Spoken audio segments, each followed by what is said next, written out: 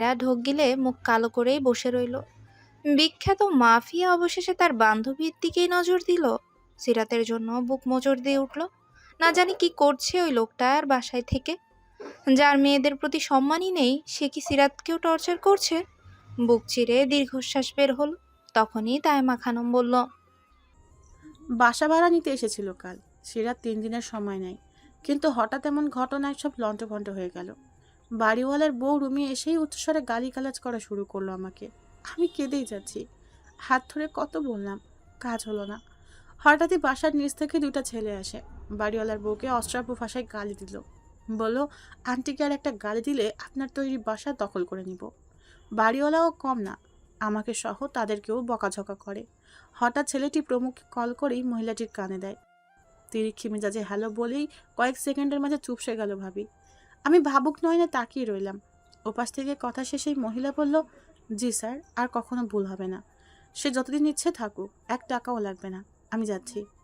Phone ফেলেই দ্রুত চলে গেল। এরপর আর আসেনি। তাইমা খানম একদমে কথাগুলো বলে থামলো। সায়রা অবাক হয়। ওই লোকের থেকে এসব আশা করাও পাপ, যে নাকি গরিব মানুষদের কেউ ছাড়ে না। সে তাইমা খানমকে গালি দিয়েছে বলে এত কিছু করলো? সে একা বাসায় থাকে বলে লোক লাগিয়ে দিল? কেন করেছে এসব?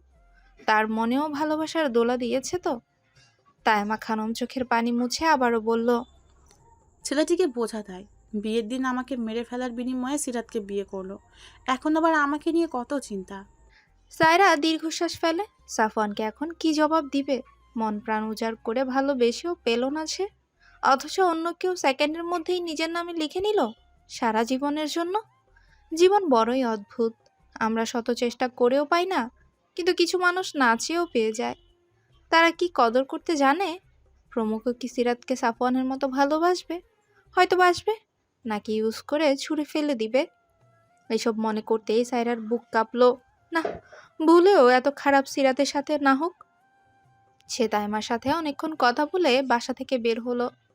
ছেলেগুলো তার দিকে কপাল কুঁচকে তাকিয়ে আছে। সে মুচকি হাসলো। হয়তো সায়রার খবর এতক্ষণে প্রমুখের কানে পৌঁছে গেছে। এ কোনো অবিশ্বাস্য ঘটনা নয়। লোকটা সব পারে, শুধু পারে না তার পাষাণ হৃদয়কে কোমল বানাতে। সিরাত একা বাসায় কি করছে? সে কি প্রমুখকে মেনে নিয়েছে?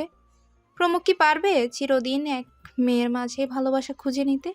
নাকি নিত্যদিনকার মতো সিরাতেরও শরীর ছুঁয়ে হাত ছেড়ে ফেলবে? সায়রা মনে মনে দোয়া করলো তাদের জন্য, ভুলেও সিরাতকে যেন প্রয়োজন শেষে ধাক্কা দিয়ে বের করে না দেয়। প্রমুখ সেই দিনের ঘটনার পর বাসায় ফিরেনি। এটা অবশ্য সিরাতের জন্য ভালো হয়েছে। প্রমুখ ভোরে বেরিয়ে যায় বাসা থেকে। সে যাওয়ার পর সিরাত দরজা লক করে দুপুর পর্যন্ত ঘুমিয়ে নিয়েছিল। সারাদিন নিজের মতো করেই রুমে কাটিয়েছে। আজ রাতেও জুলেখার ডাকে হালকা খেয়ে নেয়। মুখে রুচি নেই। কয়েকদিনেই আগের থেকে বেশ রোগা হয়ে গেছে সিরাত। রুমে এসে দুর্বল দেহ নিয়ে লুটিয়ে পড়ল বিছানায়। লোকটাকে বোঝা মুশকিল। ওই দিন যখন ভয়ে প্রমুখের দিকে তাকিয়েছিল, মনে মনে ভেবেই নেয় আজ কোনো মতেই ছাড়বে না প্রমুখ।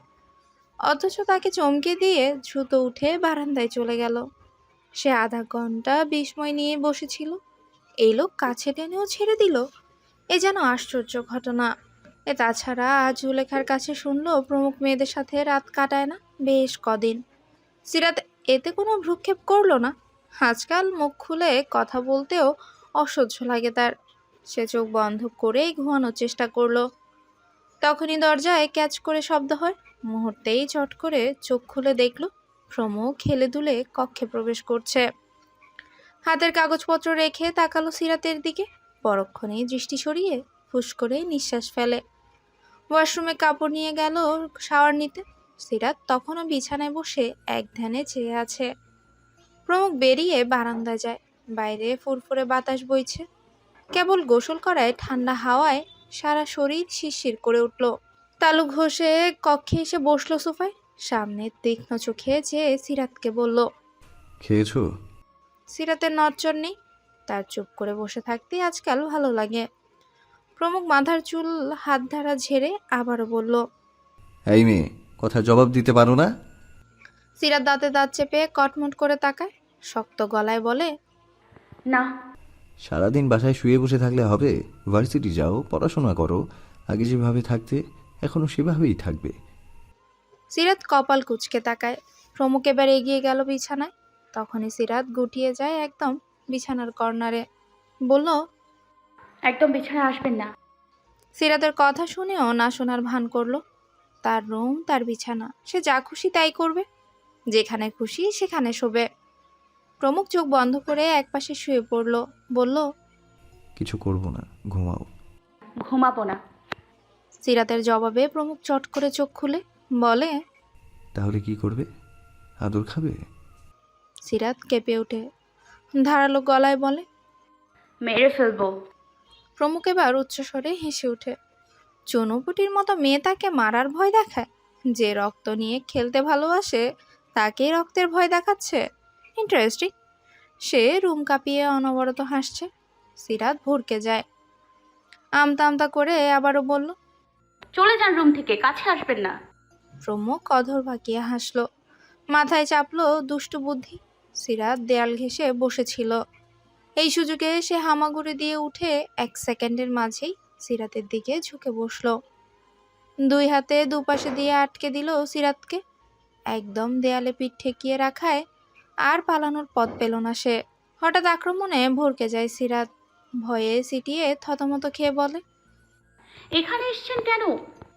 প্রমুখ এতটাই নিকটে এসেছে, মনে হচ্ছে এই বুঝি দুজনের নাক সংঘর্ষ হলো, ঠোঁটে ঠোঁট মিলিত হলো। এবার প্রমুখ তাই করলো, চট করে সিরাতের নাকে নাক ঘষে দিল। ক্ষীণ কণ্ঠে বলল, ঘুমাও মেয়ে, নয়তো সারা রাত জাগিয়ে রাখার দায়িত্ব আমি নেব। সিরাত চোখ বন্ধ করে বড় বড় শ্বাস ফেলছে। এতক্ষণে তেজ মিয়ে গেল দূরে। হৃদস্পন্দন তীব্র থেকে তীব্রভাবে বাড়ছে। ভয়ে মুখ দিয়ে অস্পষ্ট বাক্য প্রলেপ করলো। প্রমুখ আবারও বলল, তবে কি বুঝে নেব আদর খাওয়ার বাহানায় বসে আছো? সিরাত এবার চোখ খুলে চোয়াল শক্ত করে। শরীরের সর্বোচ্চ শক্তি দিয়ে বুকের পাঠা বরাবর ধাক্কা দিল। এ মৃদু ধাক্কায় প্রমুখের মতো শক্তপোক্ত ছেলের কিছুই হলো না। এক বিন্দুও নড়চড় নেই।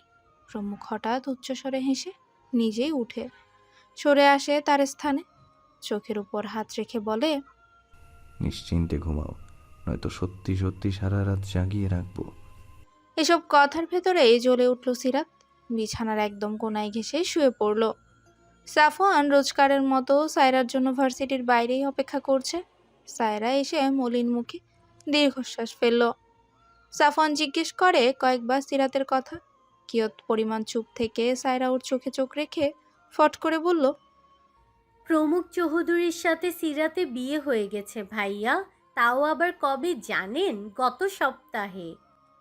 কথাটা সাফওয়ানের কানে যেতেই হতবিহম্বল হয়ে ঠায় দাঁড়িয়ে রইল। এতক্ষণ সে সায়রার মুখ থেকে সিরাতের ব্যাপারে কিছু জানার জন্য চাতক পাখির ন্যায় তাকিয়েছিল। কিন্তু হঠাৎ এই কথাগুলো শুনে মুহূর্তেই বিস্ফোরণ ঘটল তার ভেতর। কয়েক মিনিটের জন্য তার পৃথিবী যেন থমকে গেছে। এমন লাগছে তার। চোখ দুটো আপনা আপনি বড় হয়ে গেল সাফওয়ানের। উত্তেজিত হয়ে চিৎকার করে বলল, কি আবল তাবল বকছ? মাথা খারাপ হয়ে গেছে? উচ্চস্বরে বলায় সায়রা কিছুটা কেঁপে ওঠে।